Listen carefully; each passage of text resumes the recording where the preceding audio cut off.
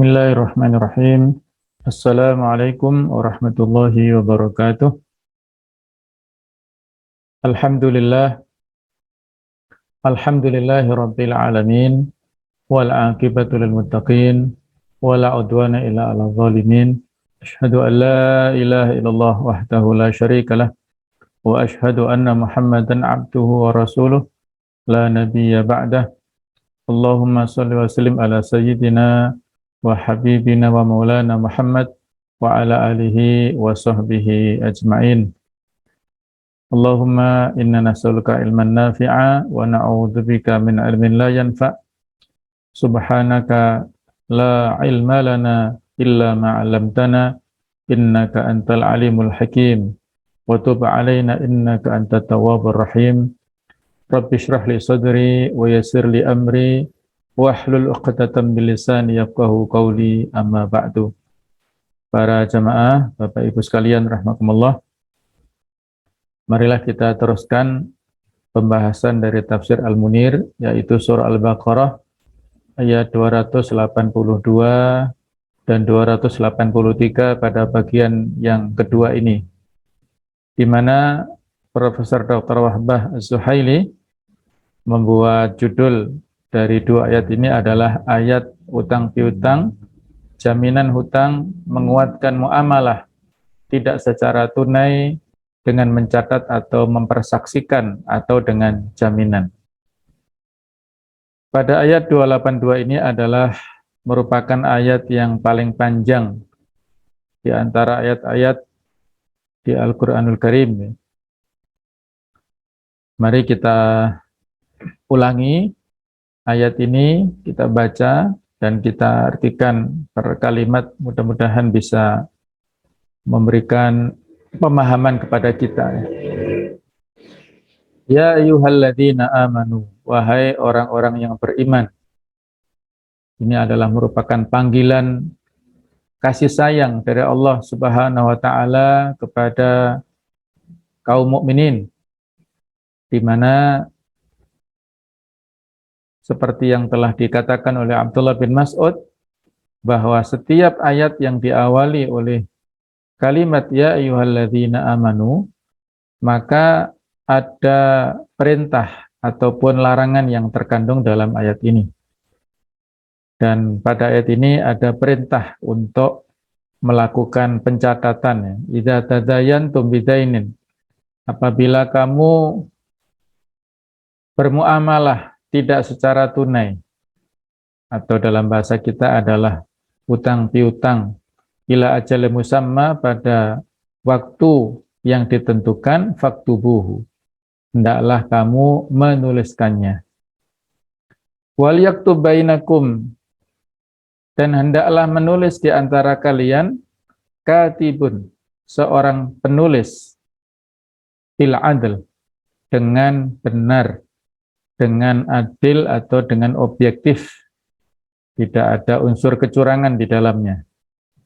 Wala ya'ba katibun, dan janganlah enggan penulis, an yaktuba, untuk menuliskan, kama allamahullah, seperti yang diajarkan oleh Allah Subhanahu wa taala. Fal yaktub, maka hendaklah menulis, wal yumlil, dan hendaklah ia mengimlakkan ataupun mendiktekan, alladzi alail haqqu, orang yang wajib atasnya hak tersebut, yaitu orang yang berhutang itu, ya. Wal yattaqillah, dan hendaklah dia bertakwa kepada Allah Rabbahu, Tuhannya. Wala yabkhas minhu syai'a, dan janganlah dia mengurangi sedikit pun dari hutangnya itu. Fa in kana alladhi 'alail haqqu safiha, jika yang berhutang itu orang yang lemah akalnya, artinya di sini adalah bodoh, au dha'ifa, atau lemah secara fisik, mungkin ada kekurangan secara fisik, cacat misalnya, au la yastati'u ayyumillah, atau dia tidak mampu untuk mengimlakkan, untuk mendiktekan. Huwa, yaitu dia, falyumlil waliyuhu bil adl, maka hendaklah mengimlakkan atau mendiktekan walinya dengan adil, dengan objektif. Wastashhidu syahidaini min rijalikum, dan hendaklah kalian mengambil 2 orang saksi dari laki-laki kalian. Fa illam yakuna rajulaini, maka jika tidak ada 2 orang laki-laki, farajulu wa imra'atani, maka bisa diganti dengan 1 orang laki-laki ditambah dengan 2 orang wanita. Mimman tardawna minasyuhada'i, dari orang yang kalian rela atau kalian ridhoi dari para saksi, antadilla ihdahuma, yaitu dalam rangka untuk berjaga-jaga apabila salah satu di antara kedua wanita tersebut misalnya ada kekurangan ataupun ada kekeliruan, fatudzakiru ihdahumal ukhra, maka perempuan satunya bisa mengingatkan kepada temannya. Ini sudah kita bahas pada pertemuan sebelumnya ya, bahwa perempuan memiliki kekurangan dalam hal akal, sehingga 2 orang kesaksian perempuan sama dengan 1 laki-laki.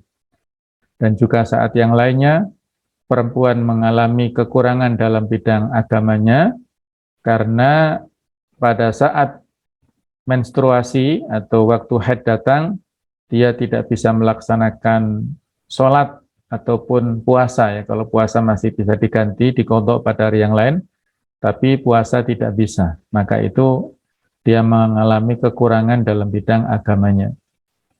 Wala ya'ba syuhada, dan janganlah jemu para saksi tersebut idza madu'u, ketika mereka dipanggil. Mohon maaf ya.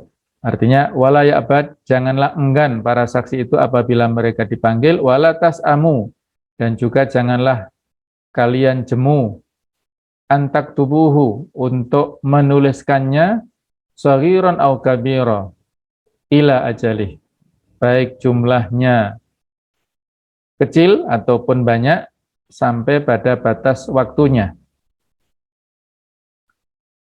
Dzalikum aqsatu indallah, yang demikian itu adalah lebih adil di sisi Allah Ta'ala, wa aqwamu lisyahadah, dan lebih lurus ataupun lebih dapat menguatkan persaksian, wa adna alla tartabu, dan lebih dekat kepada ketidakragu-raguan ya.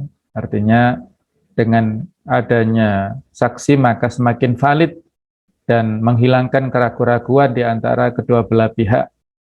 Illa an takuna tijaratan hadirah, kecuali apabila berupa perdagangan jual beli dalam bentuk tunai yang hadir ataupun yang tidak secara utang piutang, tapi jual beli muamalah secara tunai di antara tudirunaha bainakum, yang kalian lakukan di antara kalian, falaisa alaikum junahun alla taktubuha, maka tidak ada salahnya apabila kalian tidak menuliskannya.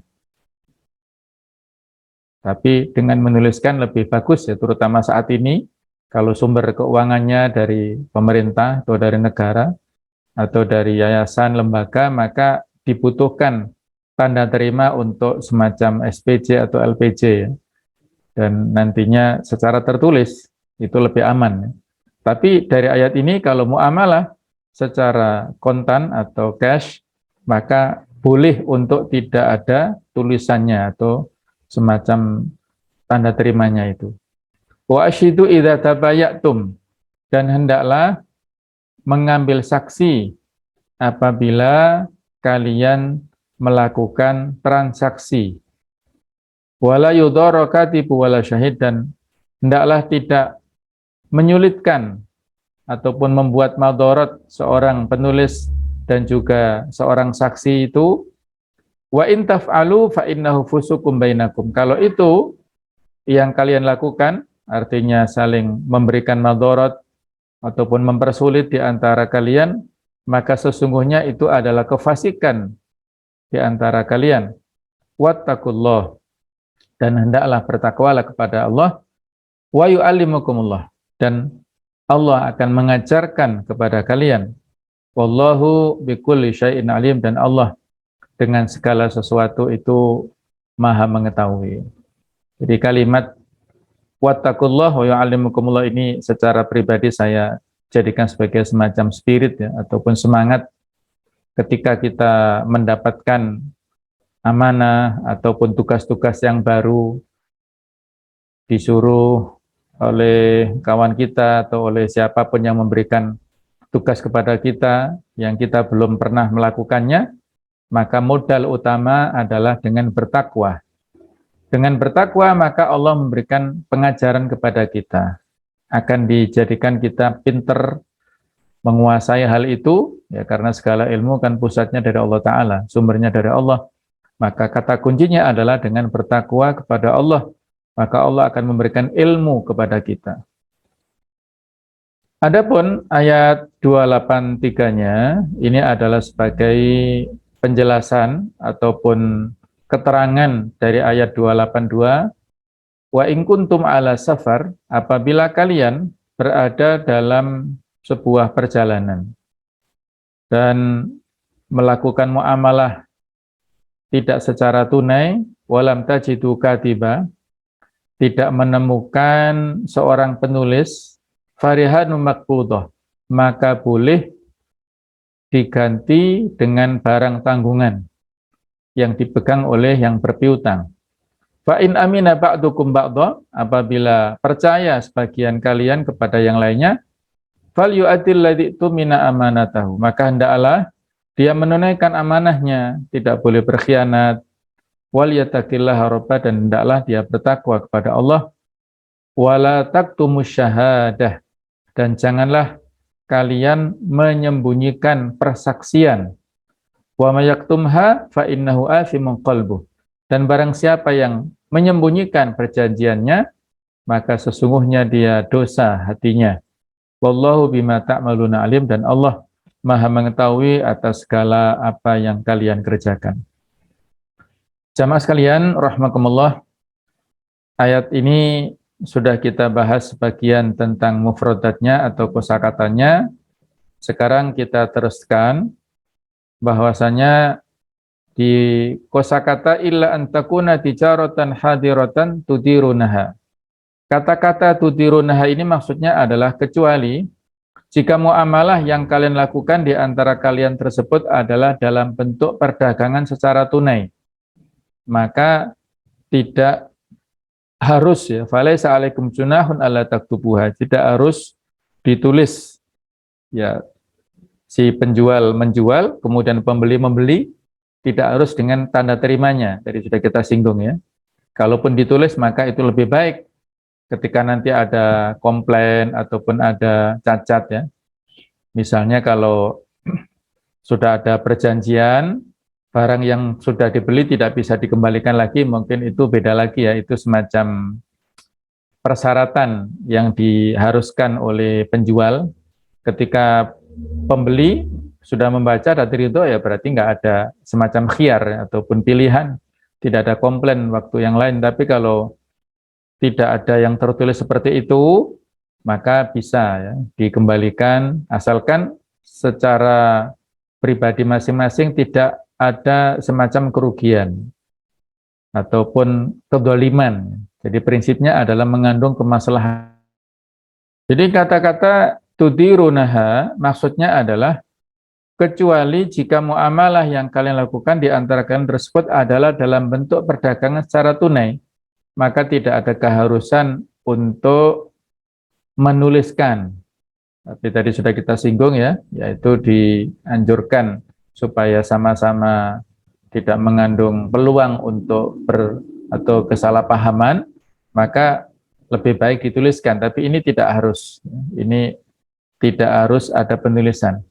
Sedangkan kalimat wala yudhara katibu wala syahid mengandung larangan bagi juru tulis dan saksi untuk tidak menyebabkan bahaya atau kerugian terhadap pihak yang memiliki hak yang memberi hutang dan pihak yang menanggung hak yang berhutang dengan cara mengubah atau mengurangi atau menambahi atau enggan untuk menuliskan atau menjadi saksi ketika dipanggil ke pengadilan atau untuk keperluan yang lainnya, maka hendaklah saling memudahkan ya.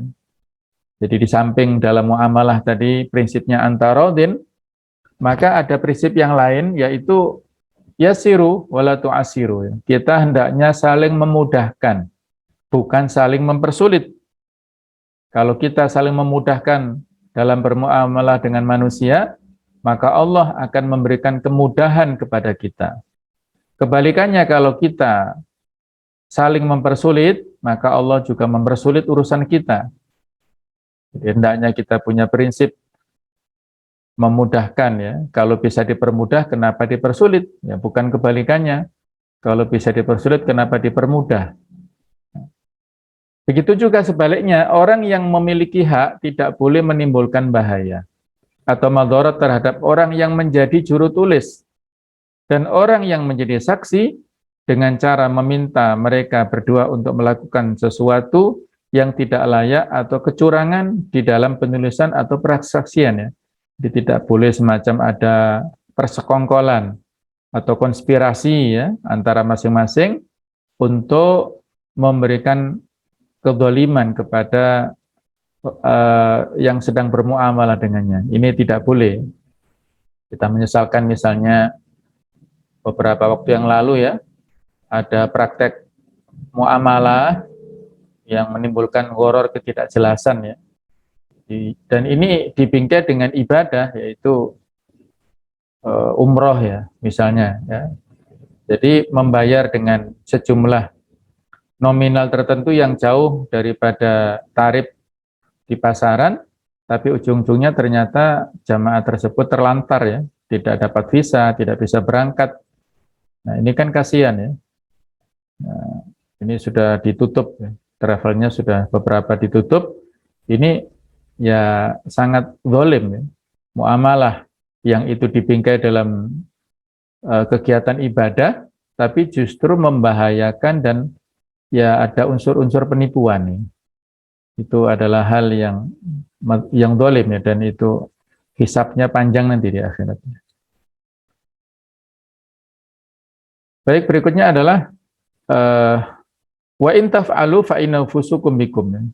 Dan jika kalian melakukan larangan ini, maka yang demikian itu merupakan kefasikan dan sikap keluar dari ketaatan yang menimpa kalian. Kata-kata fasik itu adalah adamu ta'ah, tidak taat, tidak mengikuti prosedur ya, tidak taat kepada aturan, itu adalah fasik. Wattaqullah, dan bertakwalah kalian kepada Allah di dalam perintah dan larangannya. Wa yu'allimukumullah, dan Allah mengajari kalian tentang hal-hal yang memberikan kemaslahatan dan kemanfaatan bagi perkara kalian. Jadi kita sudah singgung ya bahasanya kalimat atau potongan ayat wattaqullah wa yu'allimukumullah ini penting sekali untuk kita jadikan sebagai spirit dalam kehidupan kita sehari-hari dalam bermuamalah ya, misalnya bagi para pemuda-pemudi yang melangsungkan pernikahan, mereka kan buta ya bagaimana kehidupan pasca nikah. Maka dengan bertakwa inilah Allah memberikan taklim ya, memberikan ilmu bagaimana cara bermuamalah dengan istri, bagaimana supaya bisa menyenangkan mertua, menyenangkan orang tuanya sendiri, dan lain sebagainya ya. Kemudian ada kemudahan untuk mencukupi maisha bagi seorang suami dalam rumah tangganya. Hal-hal yang diajarkan Allah Ta'ala selama dalam meniti kehidupan itulah yang penting untuk kita dapatkan, dan caranya adalah dengan bertakwa kepada Allah Subhanahu wa taala. Wa tazawwadu fa inna khairaz zati taqwa. Dan berbekalah kalian karena sesungguhnya sebaik-baik bekal itu adalah ketakwaan. Ini walaupun dalam konteks ibadah haji, tapi bisa untuk kehidupan ataupun tugas dan ibadah yang lainnya adalah dengan cara bertakwa. Kemudian wa in kuntum ala safar wa lam tajidu katiba farihanu maqbudah. Jika kalian melakukan muamalah tidak secara tunai di tengah kalian sedang melakukan perjalanan, ada hadis yang menjelaskan tentang bolehnya ar-rahan, yaitu memberikan suatu jaminan atau barq, ditambah adanya juru tulis ketika sedang tidak dalam perjalanan.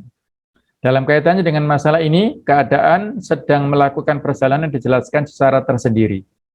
Hal ini dikarenakan menguatkan muamalah tidak secara tunai ketika sedang berada di tengah perjalanan lebih sangat dibutuhkan. Kalau sesama mukim, ya artinya sesama penduduk setempat, apalagi satu kampung, satu RW atau satu RT itu kan lebih aman muamalah.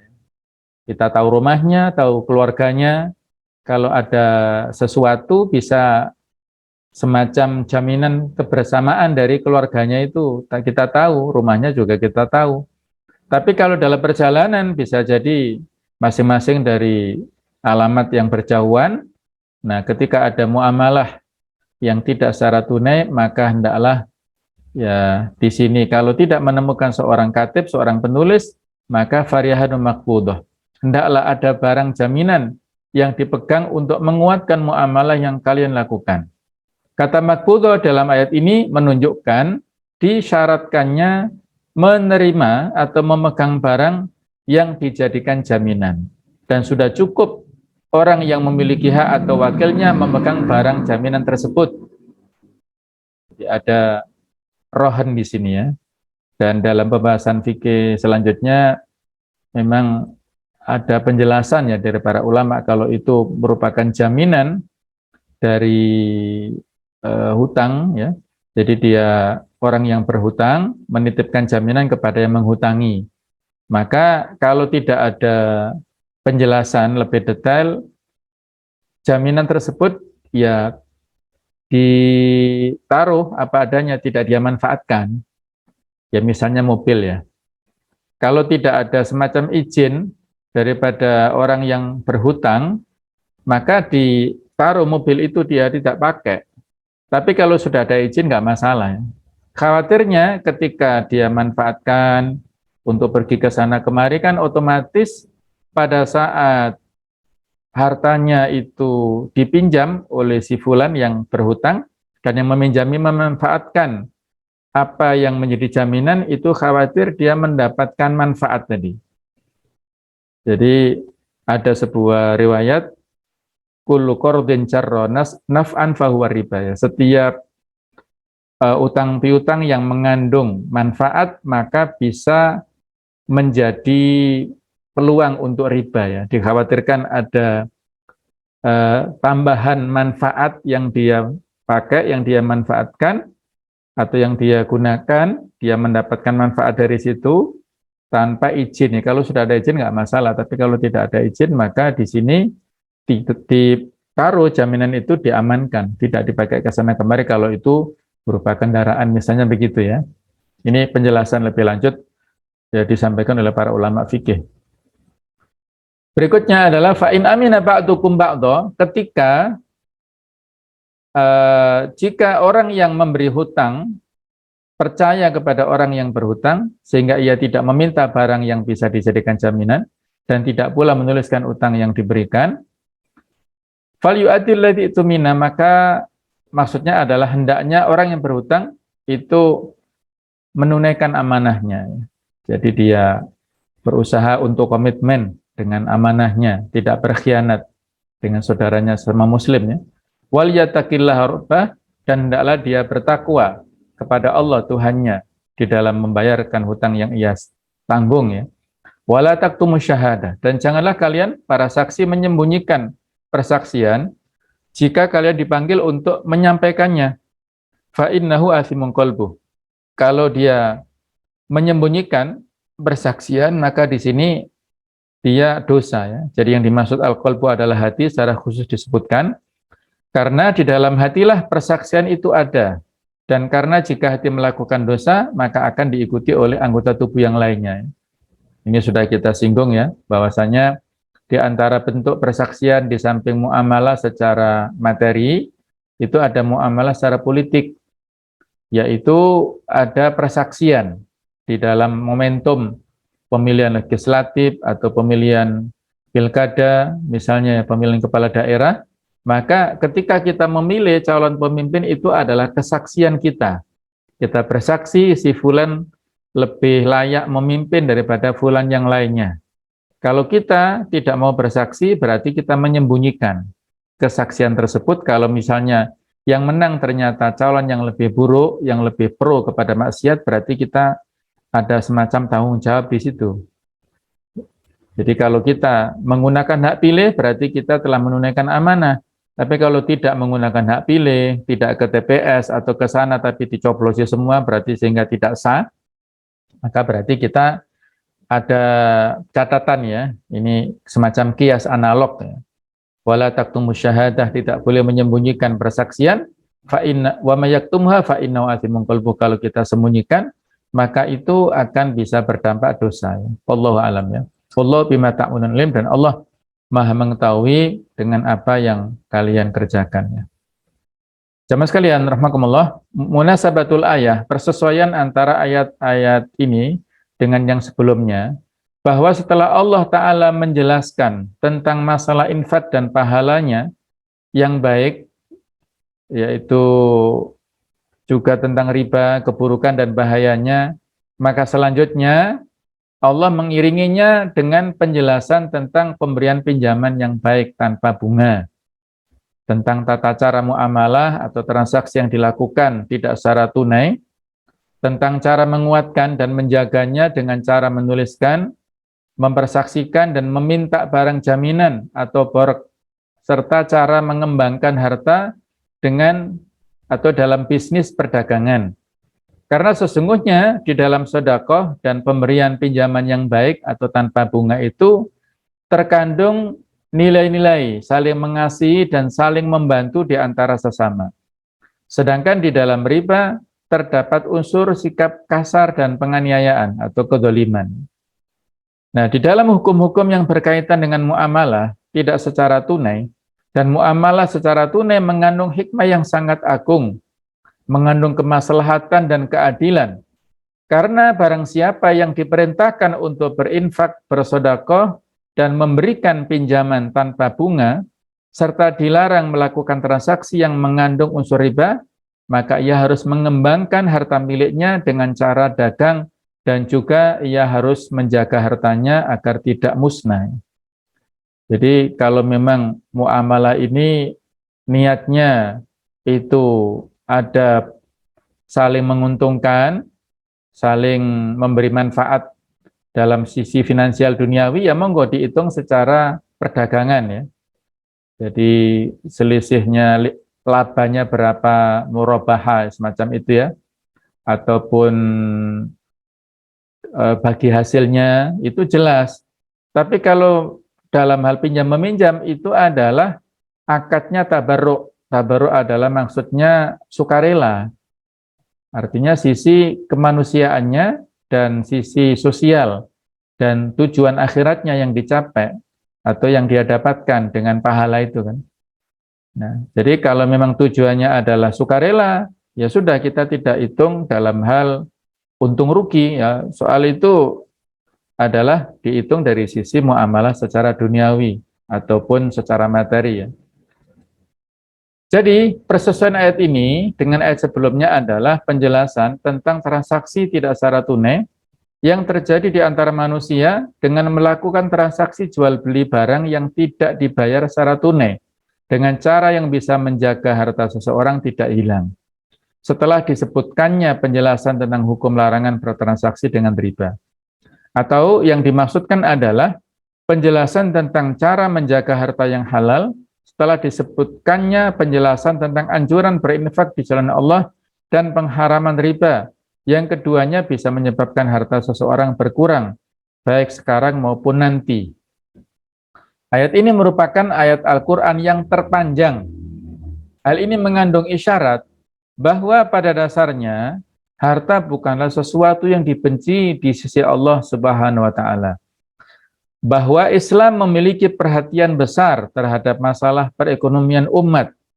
Islam adalah agama sekaligus negara, kehidupan sekaligus sistem atau aturan masyarakat. Islam bukanlah agama rohbana atau meninggalkan dunia dan kenikmatannya dan kemiskinan. Islam bukanlah agama yang mengajarkan untuk mengisolasi diri dari kehidupan dunia, namun memberikan aturan-aturan dalam bertransaksi di antara manusia, menjelaskan tentang cara menjaga dan memelihara hak-hak, menjelaskan tentang tata cara melakukan transaksi, dagang, dan cara mengembangkan harta. Semua ini menjadi bukti bahwa Islam adalah agama yang memerintahkan untuk berusaha dan bekerja keras, memerintahkan untuk bekerja dalam mencari harta dengan cara-cara yang benar dan halal. Jadi, Bapak-Ibu sekalian ya, bahwa inilah kesempurnaan Islam. Ayat yang terpanjang bukan bicara tentang masalah keimanan atau tauhid secara murni, tetapi bicara tentang ekonomi umat. Karena ekonomi umat inilah yang akan menentukan tentang kesejahteraan nantinya di umat Islam ya. Di surat Quraisy itu Allah memberikan penjelasan ya, ini bisa disebut sebagai semacam pendekatan pragmatisme ya. Falyabudu rabb hadzal bait, maka hendaklah kalian beribadah ataupun menyembah kepada pemilik rumah ini, yaitu Allah Ta'ala, pemilik Ka'bah. Alladzi at'amahu min ju', yang telah memberikan makan kepada kalian dari rasa lapar, wa amanahu min khauf, dan memberikan keamanan dari rasa ketakutan. Jadi kekenyangan ataupun kesejahteraan secara finansial dan juga keamanan secara psikis, inilah yang menjadi hajat kebutuhan manusia. Banyak saudara kita yang ikut agama lain ya, itu karena ada faktor-faktor kepepet dari sisi finansial. Diiming-imingi dengan mie goreng saja sudah ikut ke sana, diiming-imingi dengan biaya sekolah ikut ke sana. Jadi inilah tugas kita sebagai kaum muslimin yang kebetulan di antara kita ada yang diberikan rezeki yang berlebih, maka mari kita gunakan untuk membantu saudara-saudara kita, baik secara langsung atau kita titipkan kepada badan amil zakat yang sudah tersertifikasi, yang sudah dilegalitas, ya, mendapat legalitas dari pemerintah. Nah, jadi Islam dalam hal ini tidak melarang umatnya untuk kaya, tidak melarang kaum muslimin untuk memiliki harta banyak. Justru harta yang banyak inilah yang akan memberikan dampak positif kepada masyarakat. Ada orang yang kesulitan mengalokasikan hartanya sehingga seolah-olah dia mubadzir ya, membangun bangunan tertentu ya dengan cara yang berlebihan yang sebenarnya bisa dihemat. Nah, sementara ada yayasan lembaga lain yang sangat membutuhkan, yang sangat mendesak. Nah, disinilah pentingnya komunikasi antara semua segmen masyarakat muslim supaya harta tersebut itu bisa teralokasikan dengan baik. Harta ini sifatnya netral ya, tidak ada yang salah dalam harta itu.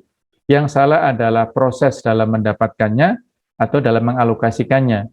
Sehingga nanti di akhirat dalam harta ada dua pertanyaan, min aina akhadahu wa fima anfaqahu, dari mana dia ambil dan dari mana dan kemana dia alokasikan. Mudah-mudahan dengan tadabbur ayat ini kita bisa memahaminya, insyaallah akan kita lanjutkan pada pertemuan yang akan datang. Hadanallahu iyyakum ajma'in, ihdinas siratal mustaqim, subhanakallahumma bihamdik, asyhadu an la ilaha illa anta, astaghfiruka wa atubu ilaik. Wassalamualaikum warahmatullahi wabarakatuh.